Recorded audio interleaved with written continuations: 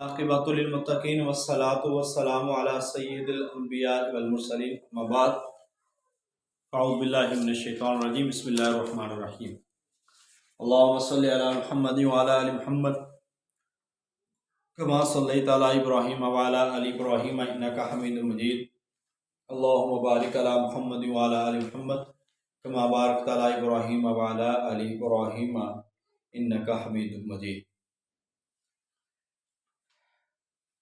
आज मैं क्लास जो आपके सामने वो जो हमने शुरू किया है ये आप समझ लें कि इंतहाई इम्पोर्टेंट क्लास है और ये जो नॉलेज आपके साथ यहाँ पे शेयर किया जाएगा आज इसको 1.5 से 2 घंटे में मैंने ये नोट्स जो हैं ये वाले सारे आज मैंने बनाए हैं, ठीक है। और ये जनरल नॉलेज के हवाले से इंतहाई मुफीद नोट्स हैं जो आज हमने शुरू करना है। इसमें जोग्राफिया और जीके हम करेंगे और जिसमें सबसे पहले पाकिस्तान का जोग्राफिया और जीके हम करेंगे। तो मैं मेरे ख्याल से इसको मैं बोल के आपके सामने बेहतर तरीके से कर सकता हूँ, तो इसलिए मैं वाइट बोर्ड पे इन चीज़ों को लिखने से टाइम काफ़ी लग जाएगा, तो इस वजह से मैं इन चीज़ों को लिख नहीं रहा बल्कि आपके सामने हमने डिस्कस करते जाना है। तो सबसे पहले आपको ये बता दें कि पाकिस्तान से हम शुरू करते हैं और पाकिस्तान का जो पूरा नाम है जो कि 1956 के आइन के अंदर रखा गया, इस्लामी जमहूरिया पाकिस्तान। पाकिस्तान असल में 2 लफ्ज हैं, पाक और स्तान, जिसका मतलब है पाक बना पाकीज़ा और स्तान रहने की जगह, पाक लोगों के रहने की जगह। ये आपने ध्यान में रखना है। पाकिस्तान का जो रकबा है वो 7,96,096 मुरब्बा किलोमीटर है और ये 3,10,401 मुरब्बा मील है। 3,10,401 मुरब्बा मील है। ये आपने पाकिस्तान का जो कुल रकबा है। महल्ले वकू के हवाले से आपने लाजमी देखना है। महल्ले वकू में आपको चीज़ें मैं बता दूं, एक मिनट मुझे शायद लेक्चर खड़े होके लेना पड़ेगा क्योंकि महल्ले वकू जिक्र करना है, तो ये 1 मिनट ही वेट कीजिएगा जी।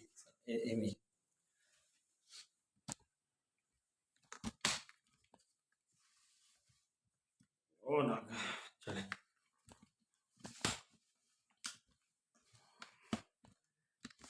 इनको जाम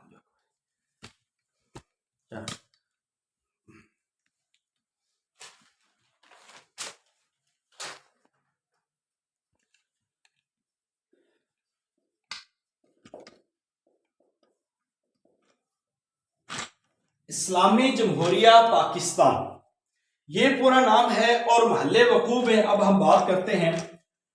महल्ले वकू में आपने लाजमी याद रखना है कि पाकिस्तान की सरहदें हैं 4। आप बुनियादी तौर पर देखें, शिमाल, मशरक, ठीक है, ये वाली सरहद हो जाती है। और पाकिस्तान की मगरब ये सरहद हो जाती है और शिमाल मगरब, मगरब और शिमाल मगरब में ये वाली सरहद हो जाती है। और जुनूब मगरब में ये वाली सरहद हो जाती है।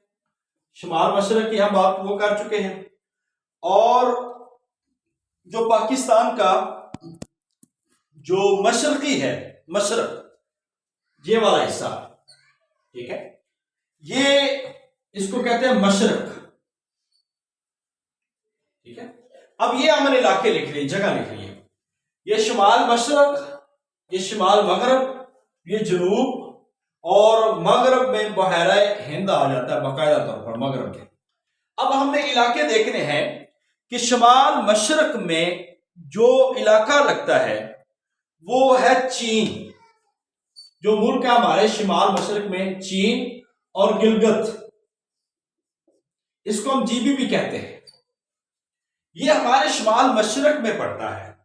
और इसकी कितनी सरहद है? 523 किलोमीटर ये सरहद है हमारी शुमाल मशरक में जो चीन है। और सिंकियांग जो हो एक शहर है, एक सूबा है, वो चीन का, उसकी सरहद हमारे साथ लगती है। इनके शुमाल मशरक वाला ये इलाका जीबी के साथ, ये इलाका जो है ना, ये आप जब आप जाए ना वहां पे कालाम, तो कालाम के इस तरफ और इस तरफ, यानी कि ये इलाका जो कहलाता है ना, वो हमारा शुमाल मशरक का चाइना की सरहद के साथ लगता है, क्योंकि चीन की सरहद इंडिया के साथ भी लगती है। लिहाजा ये आपने जो देखना है वो महल्ले वकू के हवाले से हम बात करें। अब जो है मशरक में हिंदुस्तान और मशरकी बंगाल या बांग्लादेश, ये भी आप याद रखना है कि बांग्लादेश का पुराना नाम क्या था? मशरकी पाकिस्तान। और मशरकी पाकिस्तान का पुराना नाम क्या था? वो बंगाल। ठीक है, बंगाल। उसके बाद ये जो बंगाल भी दो हैं, एक इंडिया का बंगाल, वैसे तो एक अकेला बंगाल था, एक इंडिया का बंगाल है जिसको हम कहते हैं मगरबी बंगाल, और एक पाकिस्तान का बंगाल था जिसको हम कहते थे मशरकी बंगाल। तो मशरकी पाकिस्तान वो वाला ठहरा और उसके बाद वो बांग्लादेश बन गया। अब इसके हिंदुस्तान और मशरकी बंगाल हमें अब बराह रास्त कोई भी सरहद जो है हमारी वो बांग्लादेश के साथ नहीं लगती, जो बड़ी सरहद है। अब जो हिंदुस्तान के जो इलाके इधर मौजूद हैं, इसके साथ हमारी सरहद लगती है। राजस्थान वहां पे मौजूद है, और पंजाब और राजस्थान ये जो सरहदें हैं, और हरियाणा जो है सूबा, तो इसकी सरहदें हमारे मशरक में हिंदुस्तान की लगती हैं, ये आपने याद रखनी है। और इसमें हमारी सबसे बड़ी जो है वो हमारी सरहद लगती है, वो है 2912 किलोमीटर, ये बड़ी सरहद है। अब हम इधर आ जाते हैं कि शुमाल मगरब में और मगरब और शुमाल मगरब, ये इलाका लगता है अफगानिस्तान का, यानी कि इस इलाके में रहे तो ये अफगानिस्तान है, और इसके साथ हमारी सरहद लगती है। वैसे तो 2200 कितनी है, मगर 2430 किलोमीटर, ये फिगर थोड़े से डिफरेंट हो सकते हैं, मगर ये कोई मसला नहीं। और इसके साथ जो बाउंड्री लाइन है वो डोरेंट लाइन जो है ये हमारी वहां पे लगती है, शुमाल और शुमाल मगरब में। और उसके बाद आता है जनूब मगरब में, ये जो इलाका है ताफ्तान वाला, तो यहां पे जो हमारी सरहद लगती है वो ईरान के साथ है। एक बलोचिस्तान पाकिस्तान का है और एक बलोचिस्तान ईरान का है। तो ईरानी बलोचिस्तान के साथ हमारी सरहद हमारी जनूब मगरब में लगती है, और ये टोटल है 909 किलोमीटर।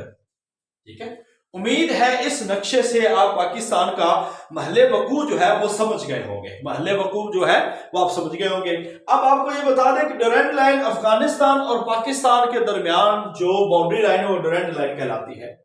अब ये जो हिंदुस्तान के सूबा जो राजस्थान और पंजाब के साथ जो एक लाइन है वो रेड क्लिफ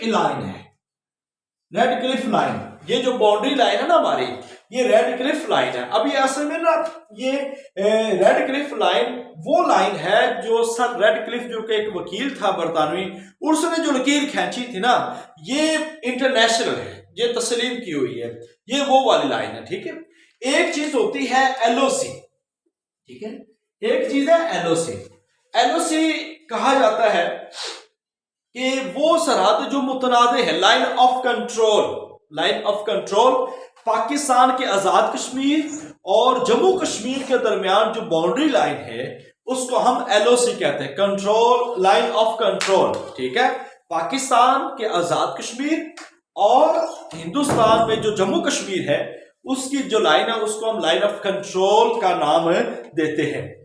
ऐसे बाउंड्री लाइन भी है, ठीक है, बाउंड्री लाइन भी है। और ऐसे ही ये सियालकोट के और नारोवाल के जो सेक्टर है इसको भी एक लाइन का नाम दिया जाता है। तो वो मेरी लाइन वो अभी जहन में स्किप हो गई है, अभी जहन से स्किप हो गई है, ये आपने याद रखना है। पाकिस्तान की जो कुल सरहदें हैं ना, कुल सरहदें लगती हैं 74 किलोमीटर, ये आपने याद रखना है, कुल सरहदें हैं। और इसके बाद जो बहरी हदूद है हमारे मगरब में जो आता है ना, बहरी हदूद में, वो है बुहैरा अरब, बुहैरा अरब, और इसके साथ है बुहैरा हिंद।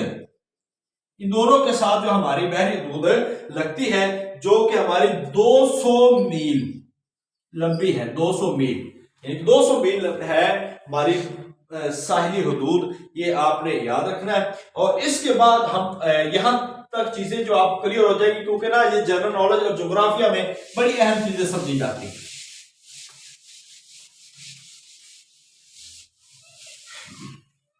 इसके बाद आप आ जाए पहाड़ी चोटियां। इसमें बड़ी दफा सवाल आया हुआ है, हर टेस्ट में इस तरह के सवाल आते हैं। जनरल नॉलेज का सिंगल पेपर जो भी है उसमें ये पहाड़ी चोटियों के हवाले से भी लाजमी सवाल पूछे गए हैं।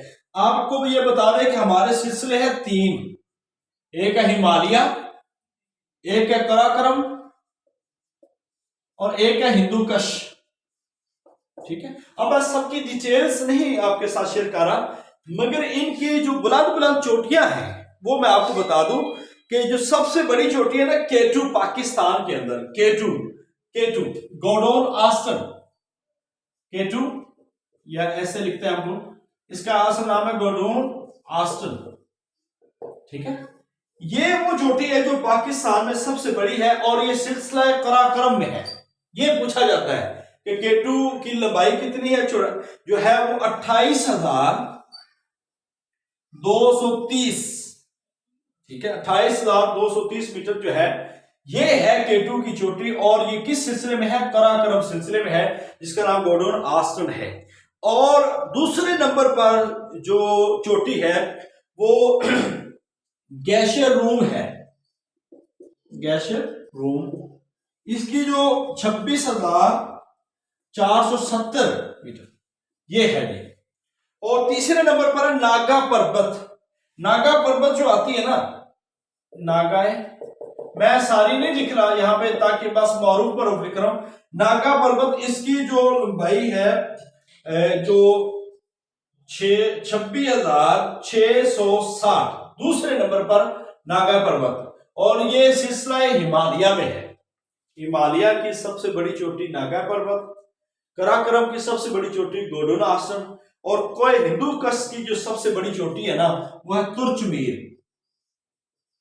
तुर्चमीर सबसे बड़ी चोटी है और इसके 25,230 मीटर ये सिलसिला हिंदू कश में मौजूद है। बस आपने इन 3 चीजों को याद रखना है, नागा पर्वत हिमालय में, गॉर्डोन आस्टन यानी कि K2 कराकरम में, और तुर्चमीर हिंदू कश में। और इनकी कितनी कितनी पैमाइश है ये आपने याद रखना है। सबसे बड़ी यहां पे K2 है।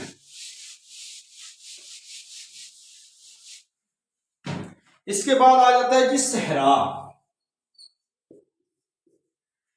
सहरा में आप 2 सहरा हमारे पाए जाते बड़े, एक थल है और एक है चोलिस्तान। थल जो है, थल जिसको नाम है ना असल में थर का सहरा, सिंध के जनूब में ये एक बहुत बड़ा सहरा है जो चलता चलता भारतीय रियासत राजस्थान, उसके सूबा पंजाब और हरियाणा और गुजरात में भी सहराए थर का हिस्सा पाया जाता है। गुजरात, राजस्थान, हरियाणा, पंजाब, इन सब में थर का हिस्सा पाया जाता है। देखिए इतना बड़ा सहरा है, तो पाकिस्तान का सबसे बड़ा सहरा पूछा गया तो वो थर पता ना आपने, ठीक है, ये सबसे बड़ा थर है। और चोलिस्तान ये दूसरा है जो कि बहावलपुर और बहावलनगर के दरमियान जो वाक़या है, और लाल सहानरा, आई थिंक लाल सहानरा एक पार्क है बहावलपुर के अंदर, ठीक है, ये भी इसी के अंदर ही आता है। तो चोलिस्तान का भी बता दिया। 2 बड़े सहरा, थर और चोलिस्तान। थर सिंध के अंदर, जनूबी सिंध से आगे गुजरात राजस्थान से चलता है, और चोलिस्तान बहावलपुर और बहावलनगर के दरमियान है। ये आपने सहरा देखने हैं। मैं मुख्तसर करता जा रहा हूं ताकि चीजें आपको ज्यादा से ज्यादा क्लियर हो जाए। इसके बाद पहाड़ी दर्रे,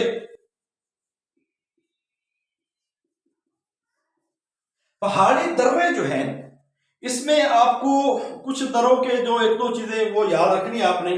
दर्राए खैबर, बोलान, दर्राए लवारी, दर्राए बाबूसर, दर्राए खंजराब, ठीक है, ये दर्रे हैं। दर्राए खैबर जो है ये लंडी कोतल को पेशावर से मिलाता है। बोलान ये सिब्बी से बलोचिस्तान, इनके बलोचिस्तान के हवाले से। और दरा लवारी जो है ये खैबर में, और दरा बाबूसर जो है बाबूसर टॉप की तरफ जो जाने वाला। दर्रा खंजराब वो है दुनिया की छत इसको कहा जाता है, जो पाकिस्तान को चीन से मिलाता है, पाकिस्तान को चीन से, ये अहम है, चीन से मिलाता है। ये सवाल पूछे जाते हैं, इसलिए आपको पहाड़ी दर्रे आप याद रखें, दर्रा खैबर, बोलान, दर्रा लवारी, बाबूसर, दर्रा खंजराब। मजीद इसको पढ़ लेना है कि कौन किसको किसके साथ मिलाता है, ये भी थोड़ा सा आपके नॉलेज में होना चाहिए। इसके बाद है बर्फानी तोदे। बर्फानी तोदे असल में जैसे इसका नाम ही बता देते हैं, सियाचन है, बालतोरो है, हथोरो है और पिस्सू है। ये कम से कम 2-3, सियाचन तो बड़ा मारूफ है, बालतोरो इसकी तफसीलात अगर पढ़ना चाहे तो वो पढ़ सकते हैं, हथौरा और पिस्सू, ये 4 बड़े बड़े हैं जो बर्फानी तोते हमारे, आप इनको ज़हन में रख सकते हैं। इसके बाद है झीलें। पाकिस्तान की जो झीलें हैं, एक है हालीजी झील जो कि कराची के नजदीक है, कराची के नजदीक। दूसरे नंबर पर है कीचर झील, जिसको मलिक झील भी, मुझे नाम शायद हो सकता है कुछ क्लियर ना हो। कीचर झील जो है इसको मलिक झील भी कहा जाता है। ये जो है ठट्ठा के नजदीक है झील, ठट्ठा के नजदीक ये झील मौजूद है। आपको इसकी लोकेशन का पता हो, नाम पता हो किस जगह पे है। इसके बाद है रावल लेक, रावल झील, ठीक है, और ये पिंडी में मौजूद है, इस्लामाबाद रावलपिंडी में मौजूद है। और है राहोदिंद,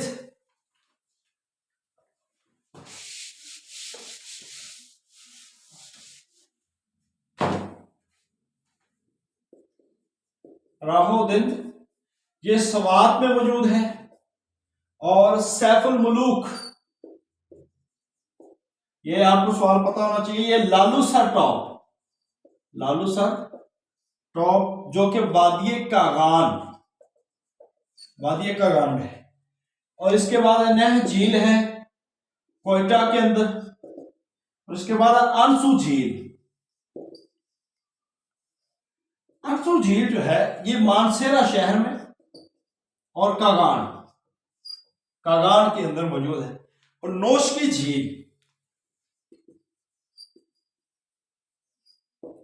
नोशकी झील जो बलोचिस्तान में है। और इसके बाद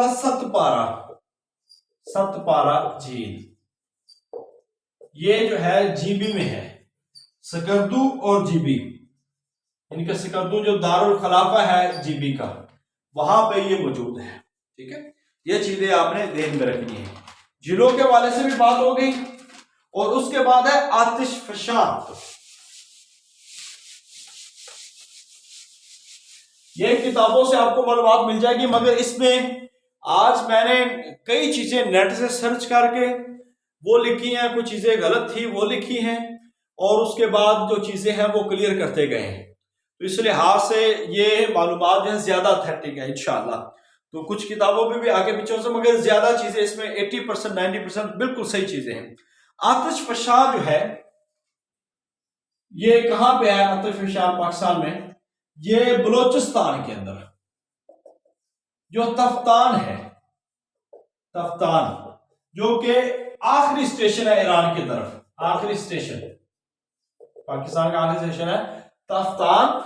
वहां के पहाड़ों में आतिश फशां मौजूद है। और ये आपने याद रखना है, कौमी उसूल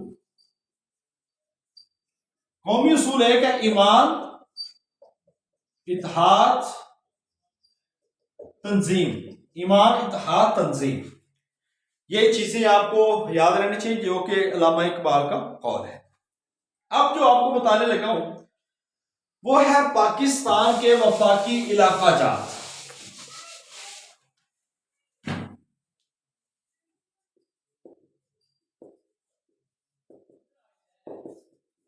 वफाकी इलाका जात में आपको बता दें, कश्मीर आ जाता है, कश्मीर और रियासत जम्मू कश्मीर। शिमाली इलाका जात जिसमें जीबी आ जाता है, गिलगित बल्तिस्तान।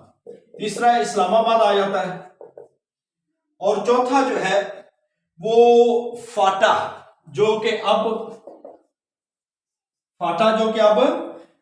खैबर पख्तूनख्वा का हिस्सा है। और 2018 में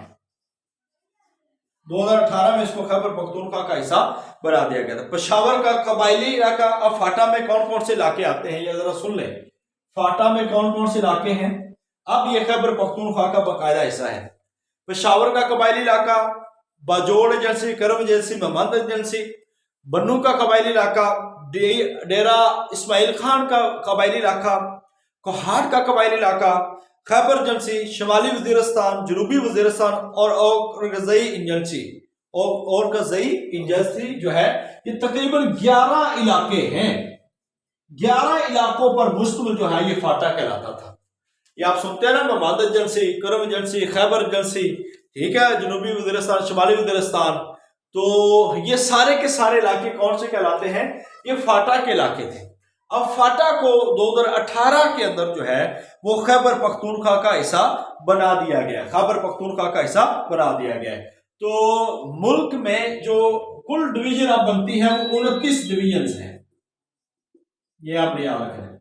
29 डिवीजन है और 118 अजला है। 118 अजला पूरे मुल्क के, ठीक है। इसमें मुहाजिरीन के हवाले से कुछ भी शामिल नहीं है। डिवीजन के हवाले से भी आपको बता दिया, पाकिस्तान का दारुल हुकूमत इस्लामाबाद है, जो कि 1960 के अंदर, यानी 1959 में बनाया गया। 1960 में इसका नाम आता है। 15 मार्च तक जो मरदमशुमारी है 25 मई 2017 लास्ट जो मरदमशुमारी हुई, उसके मुताबिक पाकिस्तान की आबादी जो है तकरीबन 20 करोड़ प्लस, यानी कि 22 करोड़ के करीब है। 22 करोड़ के करीब है। अफराते ज़र जो है वो 5.65% है। अफगान मुहाजिरीन उनकी तादाद 22 लाख है।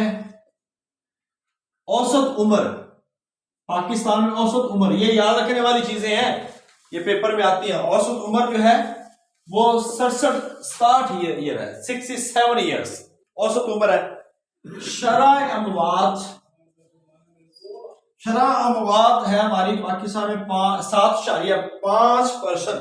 7.5%।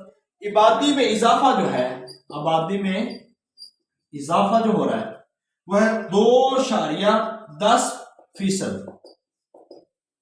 2.10% आबादी में इजाफा हो रहा है। पाकिस्तान की जो शहरी आबादी है, शहरी आबादी वो है 36% और देहाती आबादी है वो है 56%। यानी कि ये हमारी शहरी आबादी जो है 36% और जो देहाती है ये है 64%। 64% हमारी शहरी आबादी है। अब आपको बता दें कि कुल आबादी जो है हमारी 22 करोड़ मैंने बता दिया, और इसमें पंजाब की आबादी जो है, पंजाब ये है 56%, और सिंध दूसरे नंबर पर 23% है। कुल आबादी का। और खैबर पख्तूनख्वा ये है 13%, ठीक है, ये आपने याद रखना है, ये 13% है। और दूसरे नंबर पर जो सिंध है, पहले नंबर पर पंजाब, दूसरे नंबर पर सिंध, तीसरे नंबर पर खैबर और चौथे नंबर पर जो हमारा बलोचिस्तान है। यहां तक आपको समझ आ गई होगी इन चीजों की, उम्मीद है। अगर आप सिर्फ एक एक दो दफा इसको देखेंगे तो ये चीजें आपको याद रह जाएंगी। अफराते ज़र 5.65 है, अफगान मुहाजिरीन 22 लाख, औसत उम्र 67 है, शराब 7.5 है, आबादी में इजाफा 2.25 है, शहरी आबादी 36 है, देहाती जो है 64 है, पंजाब की कुल आबादी का 56% है, 23% सिंध है, 13% खैबर है और 10% के करीब जो है ना वो बलोचिस्तान में, 10 से भी नीचे।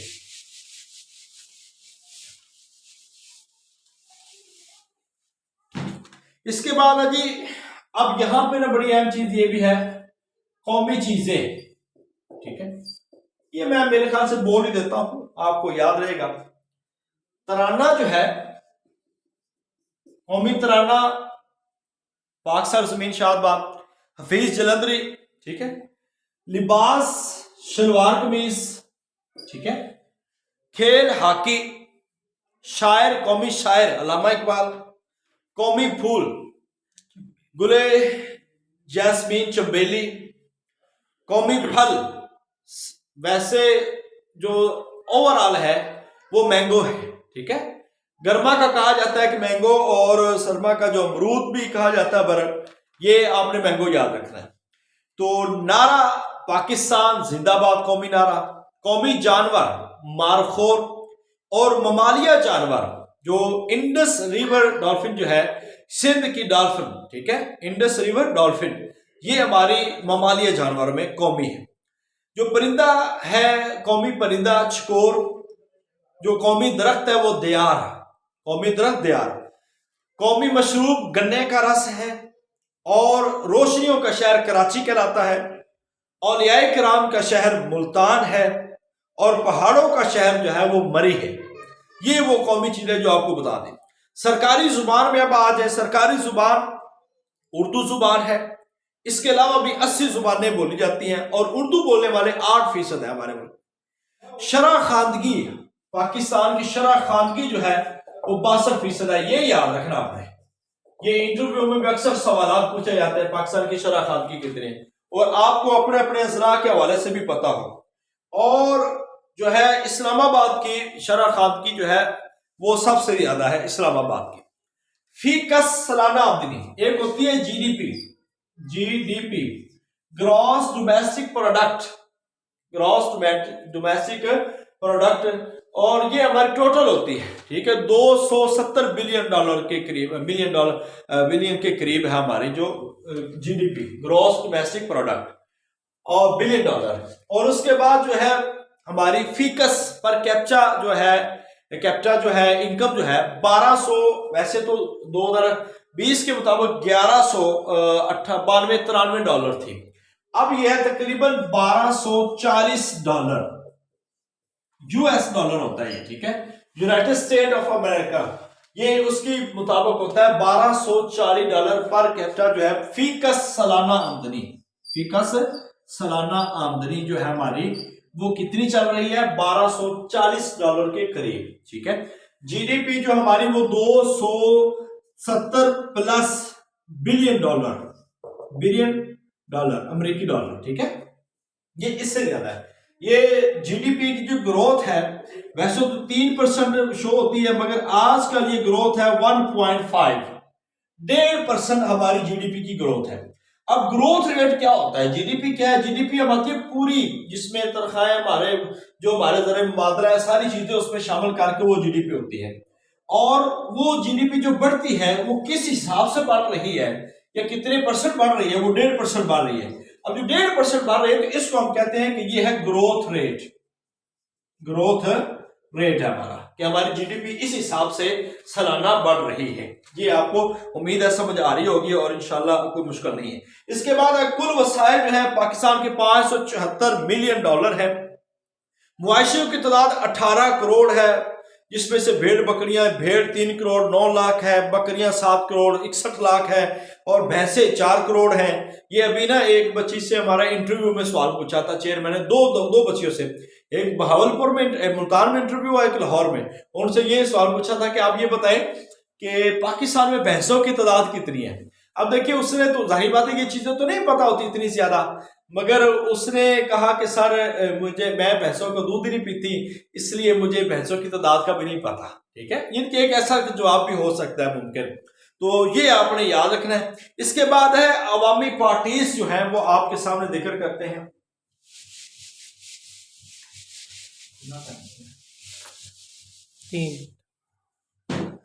जी, अवामी पार्टीज में आपने लाजमी चीजें याद रखनी है। अवामी पार्टियां, सबसे पहले आप किसी को भी ले लें, पीपी है जी, पाकिस्तान पीपल्स पार्टी, जिसके सरबराह हैं बिलावल भुट्टो। ठीक है, इसके बाद है जी PMLN, पाकिस्तान मुस्लिम लीग नवाज, इसके सदर हैं शहबाज शरीफ। ठीक है, इसके बाद आ जाती है PTI, इमरान खान। इसके बाद जो नाम आता है MQM, मुत्तहिदा कौमी मूवमेंट। ठीक है, इसके है खालिद मकबूल, इसके सरबराह। इसके बाद आती है JUI, इससे मुराद है फजलुर रहमान है इसका, JUI फे। ठीक है, जमीयत उलमाए इस्लाम फजलुर रहमान। ठीक है, फिर एक और आती है JUI और सीन। ठीक है, ये जमीयत उलमाए इस्लाम जो है समीर हक, और इसके बानी है हामिदुल हक, अभी आजकल मौलाना समीर हक से है। इसके बाद है मरकजी जमीयत अहले हदीस, जिसके मरकजी जमीयत अहले हदीस के सरबराह अल्लामा साजिद मीर। खाकसार तहरीक है, जिसके सरबराह सबीह अरशद है। और बलोचिस्तान अवामी पार्टी, बलोचिस्तान अवामी पार्टी जाम कमाल है। नेशनल पार्टी जो नाम है वो है मीर हासिल खान बजंजो, जिनकी अभी बलोचिस्तान में हुकूमत है। हजारा डेमोक्रेटिक पार्टी, हजारा डेमोक्रेटिक पार्टी के अब्दुल खालिक हैं। और इसी तरह BND, Balochistan national party, BNP Balochistan national party. और मैंगल, ये 2 लोगों की है, ये अख्तर मैंगल है इसके। और बलोचिस्तान अवामी पार्टी, बलोचिस्तान नेशनल पार्टी एक है जो इसरारुल्लाह ज़ाहरी की है, इसरारुल्लाह ज़ाहरी की है। PSP पाक सरजमीन पार्टी मुस्तफ़ा कमाल है। सुन्नी तहरीक है, P सरवत अली कादरी है। TLP है तहरीक लब्बैक पाकिस्तान, साद रिजवी है। तहरीक तहफ़्फ़ुज़ पाकिस्तान, ये पार्टी है अब्दुल कदीर खान की, ये पार्टी आपने याद रखनी है। और अवामी नेशनल पार्टी ANP, अवामी नेशनल पार्टी, ये पार्टी है असवद यार खान वली। इसके बाद है जी पाकिस्तान के आइन, ये पार्टियों के सरबराह आपको कम से कम ज़हनों में रहने चाहिए, क्योंकि इनके हवाले से भी सवाल आ जाते हैं। आइन पाकिस्तान के अभी तक बने हैं 3, 1956, 1962, 1973। आई थिंक 56 का आइन जो है सिकंदर मिर्जा, 1962 के आइन जनरल अयूब, मैं सबकी तफसीली बता रहा। और 1973 का आइन जो है जुल्फकार अली भुट्टो। अच्छा, ये बता दें कि 1977 को इसको मुअत्तल कर दिया गया था। 1977 जो कि जनरल जियाउल हक ने इसको मुअत्तल कर दिया था। और फिर 12 अक्टूबर 1999 आइन के चंद हिस्से जनरल परवेज मुशर्रफ ने मुअत्तल कर दिए। फिर 3 नवंबर 2007 को जनरल परवेज मुशर्रफ ने आला अदलिया जो है उसको मुअत्तल कर दिया और PCO ऑर्डर जारी कर दिया, जिसके साथ अदलिया बरतरफ होगी। और ये मुल्क गिर एहतजाज के बाद 42 रोज के बाद 15 दिसंबर 2007 को जनरल परवेज मुशर्रफ ने तमाम जजों को बहाल कर दिया। तो ये आइन के हवाले से आपको पता होना चाहिए कि कितने आइन है, कौन कौन सा आइन है, इसके हवाले से एक एक दो टर्म्स आपने लाजमी याद रखनी है, ठीक है। खास तौर पर आज का जो आइन चल रहा है 1973 का आइन है। फिर है मार्शल लॉ। पाकिस्तान में जो मार्शल लॉ लगे हैं वो सबसे पहला मार्शल लॉ लगाया गया है जनरल अयूब खान की तरफ से, जो कि 1958 में पहला मार्शल लॉ लगाया गया मुल्क में जनरल अयूब खान ने। दूसरा मार्शल लॉ लगाया है याहिया खान ने, जो कि 1969 में याहिया खान ने दूसरा मार्शल लॉ लगाया। और इसके बाद जो तीसरा बाकायदा जो मार्शल लॉ है वो जनरल जियाउल हक, चीफ मार्शल एडमिनिस्ट्रेटर जो है वो जुल्फकार अली भुट्टो भी रहे हैं, मगर बाकायदा जो मार्शल लॉ है वो आपको बता रहा हूं जियाउल हक 1970 में इसने मार्शल लॉ लगाया। और उसके बाद मार्शल लॉ का नाम चेंज करके इमरजेंसी जो लगाई ये 1999 में जो है ये जनरल परवेज मुशर्रफ ने लगाया। और इस तरह ये 4 बड़े मार्शल लॉ हैं। इसके अलावा भी हुकूमत मुख्तलिफ अदवार में इनकी रही है। तो ये मुल्क के अंदर जो लगने वाले बड़े बड़े मार्शल लॉ वो आपके सामने जिक्र किए हैं। ये चीजें आज आपको इंशाअल्लाह बहुत ज्यादा फायदा देगी अगर आप इसको तवज्जो से सुन लेंगे। जी, बड़ा सूबा आबादी के लिहाज से और छोटा सूबा, बड़ा सूबा, छोटा सूबा।